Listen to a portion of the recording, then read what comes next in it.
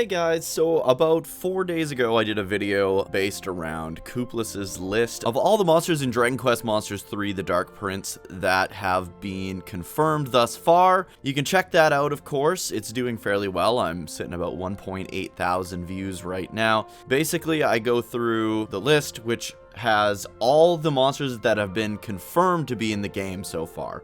So that is not monsters that are yet to be confirmed. There are more to come. And I just wanted to go through this new trailer that Square Enix released this morning that shows some of the new monsters to the franchise in action for the very first time. I'll also be going over what I think the plot is going to entail, based on, of course, all the trailers that have been released so far, as well as my knowledge of Dragon Quest IV, and based on a storybook trailer that was not released here in the West that is on Square Enix's Japanese website.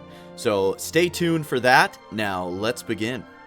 Okay, so this is the latest trailer from Square Enix on Dragon Quest Monsters 3 The Dark Prince, showing off the new monsters that were revealed in my last video, but have never actually been seen in motion, in-game, and in action.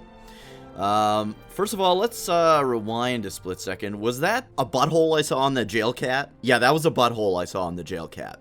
Alright, moving on. So far the trailer's just talking about that you can recruit and synthesize all different monsters. There's the Liege Lizard from Dragon Quest X.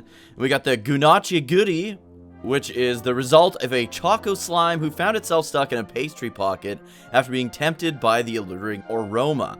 And there you saw quickly was one of the creepy looking monsters from Dragon Quest Monsters 2. That is, you can see him in game now. Here's a bit of a closer look at the Gunachi Goody. Now here we got the Vegan Dragora, who was one of the first new monsters that was revealed when the game was first announced. Just showing a little bit of him in action. And then we got the Crocobugle-Doo, who is probably my favorite new monster in the series. That guy just looks fantastic. We also have the Comedic King Jester Slime, who I don't know if he was in that previous video I just did. Kind of a creepy looking dude, if you ask me. And then we've got the Sugar Baddie. I don't know, they didn't know what his English name was gonna be in my previous video. He's obviously some kind of like dessert baker or pastry maker. Man, that is the perfect name, the Sugar Baddie, for this guy. Like, come on. It's showing a little bit of the rock slime there. We've got all the different kinds of monsters that we've already seen before, like the Draki. We've got the Great Saber Cub. We've got the Fungools. But I just wanted to really focus on the first in-game reveal of some of the newer monsters that are new to the franchise altogether. And I just wanted to show those guys in action for you. And now it's showing some of the synthesis recipes. So these guys make the Dark Slime, which I remember using him in Dragon Quest Monsters Joker 1 quite a bit, especially in the early game. There's that bird in the background that looks like almost like an android version of Ramia. And we've got, it's showing us how to make the onion slime. It's showing us how to make the ornery onion. And then, of course, there's tons of other monsters. You got those chocolate stack slimes. I can't remember what they're called. That big forest dragon from Dragon Quest X. And yeah, this is the first time they've actually revealed what these monsters are going to look like in-game. So I hope you enjoyed that. Now, let's get into the nitty-gritty. Let's get into the story, or what I believe the story is going to cover in the game. If you're enjoying this video and you like these videos, please remember to like, subscribe, and turn notifications to all, of course. Now let's get into the storybook trailer that was only released on Square Enix's Japanese YouTube channel. Alright, so that just essentially says Dragon Quest Monsters 3 The Dark Prince, Sorrow and Rose, original story by Yuji Horii, illustrated by Hyoganosuke, and translated by Dan Gideon. So, let's get into it. This is told storybook style with the slime as the narrator. Good day to you and welcome to Rose Hill. My name's Gloopert. I live in this village with my friend Rose. It's a peaceful place until the bad humans launch one of their splattacks, that is. But when that happens, Sorrow always comes to the rescue. He's a prince among monster kind, you know. For as long as anyone can remember, humans and monsters have been at each other's throats. I get the impression Rose hopes they'll learn to get along someday.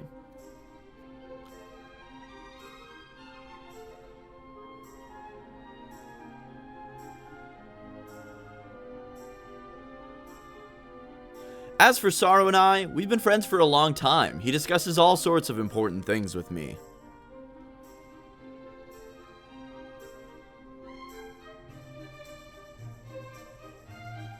He discusses all sorts of important things with me, like how he wants a world where elves and other vulnerable creatures can live without fear. Yes, Sorrow's a really great chap.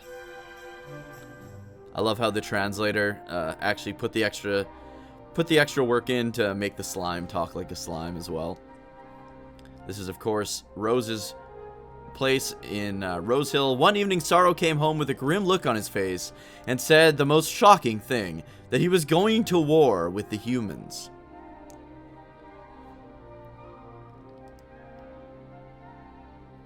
Rose tried her utmost to change his mind, but he just walked off without a word.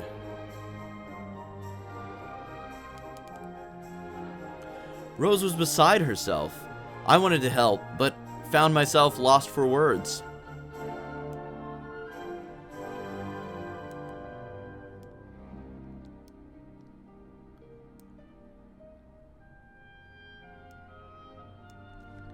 Not long after, the Chosen paid a visit to Rose Hill. All of them were humans, but they seemed friendly enough.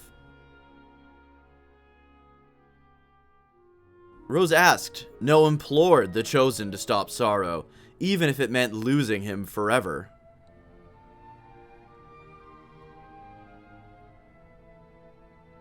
Wait a second, lose Sorrow? That I couldn't accept. It looked like I'd have to go and talk some sense into him myself. And there you got Rose crying her ruby tears.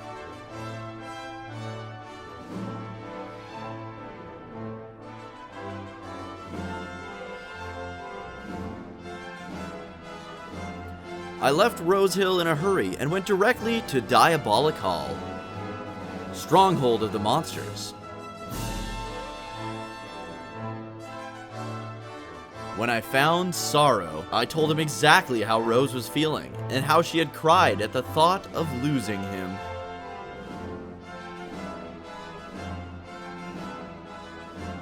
But Sorrow's resolve was firm. He said that humankind could not be trusted. And that was that. He sank into a troubled silence soon after.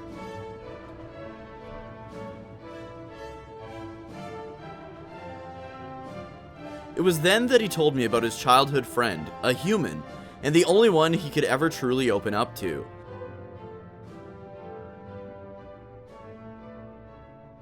Sorrow said he knew that not all humans were bad, but that war was inevitable, one side was destined to be destroyed, and that he wasn't prepared to back down. With those words, he left.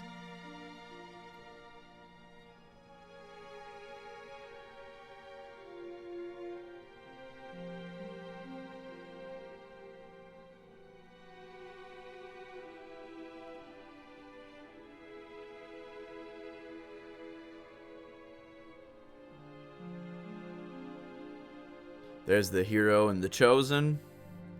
On my way back to Rose Hill, I bumped into the Chosen again.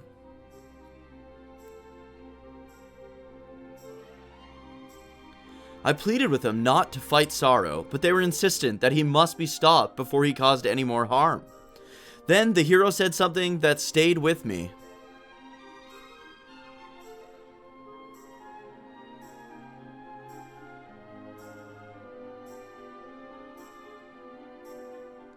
He told me that, had things been different, he and Sorrow might even have been allies.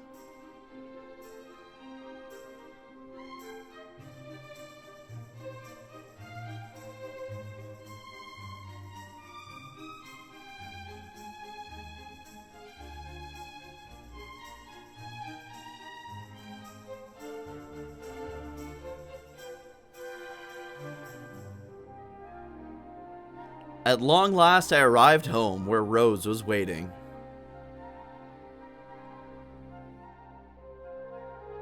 I told her I'd done everything I could to stop Sorrow, but that it was all in vain. The way I see it, both sides are just trying to protect what's dear to them, So why must one destroy the other to achieve this?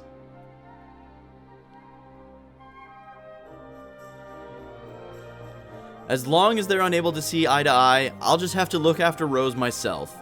Come what may, I'll protect the person sorrow holds most dear.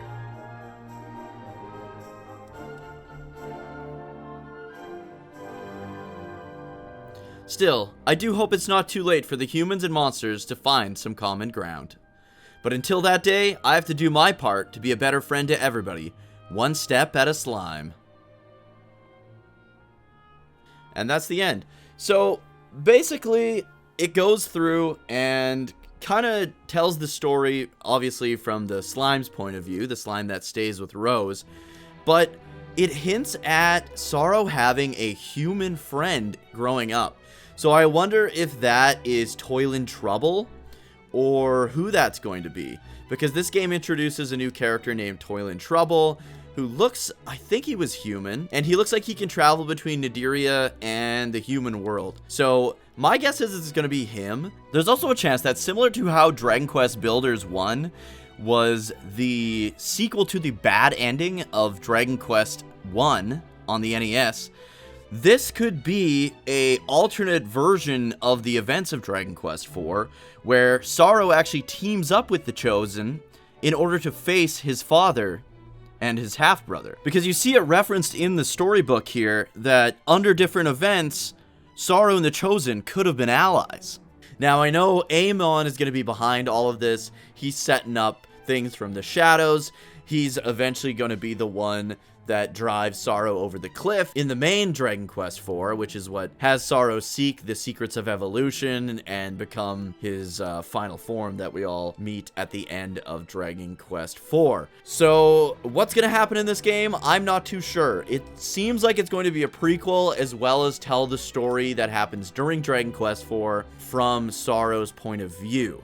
Anyways, what do you guys think? What do you guys think the game's going to be about? Is it going to be a total what-if story? Is it going to be mostly a prequel that tells the origin story of Sorrow and how he came to be the Master of Monsterkind? Or will this be an alternate take where he does team up with the hero and the Chosen? Let me know in the comments below what you think. This is likely going to be my last video on Dragon Quest Monsters 3 The Dark Prince until the game comes out. Then of course I'll probably do a big review at the end after I finish it. We are looking to do a tournament after we've all completed the game in the Discord, so if you haven't joined the Discord, please be sure to join the Discord. I have the link to that in the description below. Thank you guys so much for watching all these Dragon Quest Monsters 3 The Dark Prince videos that I've been putting out. I've been trying to keep up as much as possible with all the new news and all that stuff.